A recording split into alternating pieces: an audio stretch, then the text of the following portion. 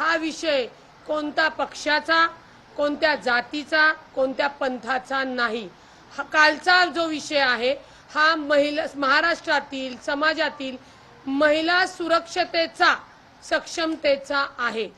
Captain Kharat हा जो काही भोंदू बाबांनी मंदिर करून तिथे जे काही विधी करून महिलांना त्यांच्या त्या समस्येतनं बाहेर काढण्यासाठी जो थोटान गोष्टी करत होता, त्याच्यामध्ये मला सांगायचं आहे की 1 वर्षापूर्वी तिथले लोकल पत्रकार खबरदार म्हणून कुठला तरी पुढारी नावाचं आहे, त्यांनी याला वाचा फोडली होती, त्याच्यावर त्यांनी आक्षेप घेतले होते।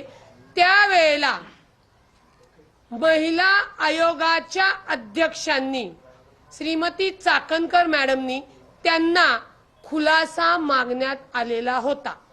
मला सांगा, एखाद्या ट्रस्टवर जर कोणी, तुम्ही पत्रकार आहात, तुम्ही लोकांनी जर त्याच्यावर आक्षेप घेतले किंवा काही गैरव्यवहार चाललेत, गैरकृत्य चालले असं सांगितल्यानंतर राज्य महिला आयोगाने त्या खबरदार पुढारीच्या संपादकाला त्याची अहवाल मागण्याचा किंवा माफी मागा म्हणून सांगण्याचा संबंध येतो कुठं? उलट राज्य महिला आयोगाने ती तक्रार आल्यानंतर तातडीने त्याच संस्थेवर गुन्हा दाखल करायला पाहिजे होता, कारवाई लावायला पाहिजे होती, चौकशी लावायला पाहिजे होती, परंतु ते करण्यात आलं नाही। कारण खरातच्या ट्रस्टवर खरातसह स्वतः राज्य महिला आयोगाच्या अध्यक्षा श्रीमती रुपाली निलेश चाकणकर आहे। बर, कुठलीही व्यक्ती ट्रस्टवर असू शकते, मी वकील आहे, मला त्याचा कायद्याचं ज्ञान पण आहे आणि भान पण आहे, परंतु जर तुम्ही तो बोर्ड बघितला तर तो बोर्ड त्यांच्या नावानंतर खाली अध्यक्षा राज्य महिला आयोग आहे। याचाच अर्थ त्या नराधमांनी ज्या महिलांना शोषण केलेले, त्रास दिलेले आहेत, तुमच्या माहितीसाठी की 58 क्लिप्स आहेत, 58 म्हणजे 58 महिला त्याला बळी पडलेल्या आहेत। आणि जर चाकणकरांनी 1 वर्षापूर्वी जर हा जबरदस्तीचा माफीनामा घेतला नसता तर आत्ताच्या महिलांवर हा अन्याय होण्यापासून वाचला असता।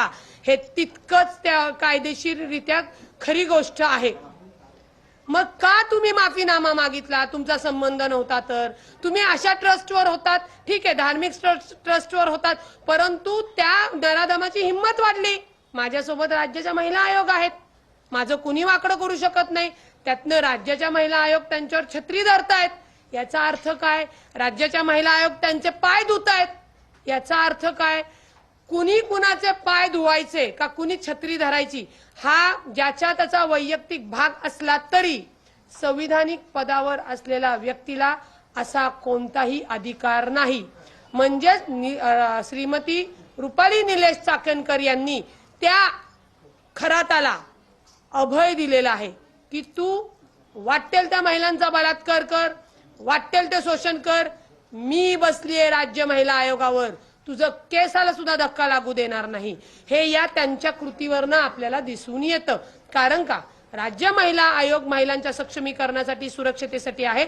तुम्ही जर बघितलं असेल, वैष्णवी हगवणे प्रकरणात त्यांनी कोणतीही कृती केलेली नाही, कोणतीही कारवाई केलेली नाही।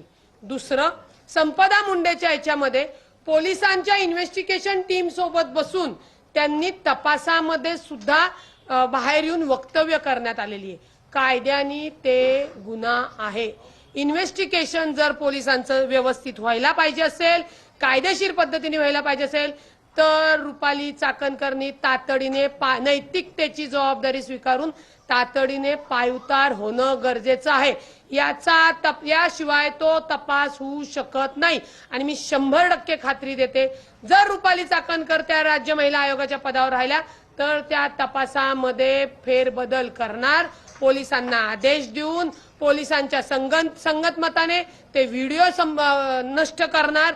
कारण का हे व्हिडिओ आता जप्त करून खरं तर पोलिसांच्या कस्टडीतनं कोर्टाकडे जाणं गरजेचं आहे। त्याच्यात कोण कोण सेलिब्रिटी गेलं आम्हाला त्याच्यावर अडचण नाही, पण कोणत्या सेलिब्रिटीवर सुद्धा हा अन्याय झालेला आहे हेही समोर आलं पाहिजे।